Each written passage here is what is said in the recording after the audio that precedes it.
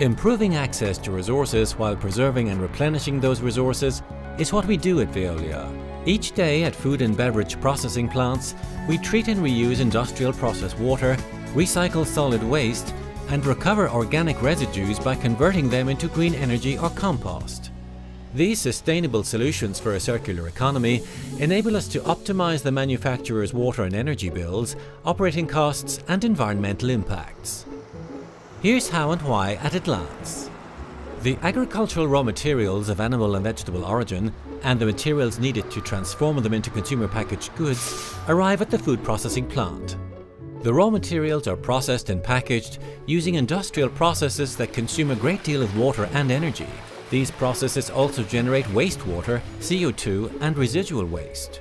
Generally, each food processing plant has its own installation on site to treat wastewater, using physical-chemical processes such as flocculation and settling or flotation, biological processes that use bacteria, or membrane processes such as filtering through porous membranes or reverse osmosis.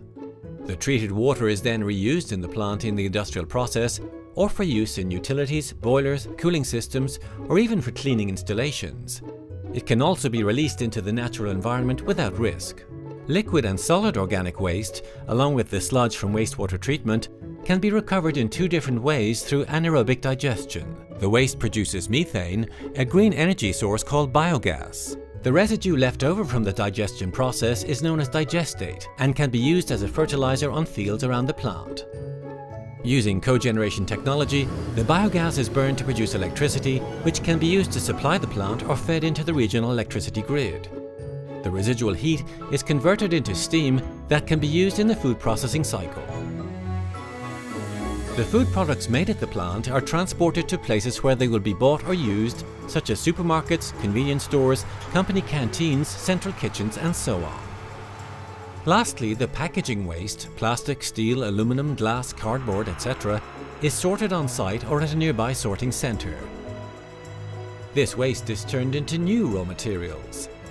These secondary raw materials can then be used again in a production cycle. This circular management of water, energy and waste reduces the water, carbon and raw material footprints of the food and beverage industry and also optimizes its production costs.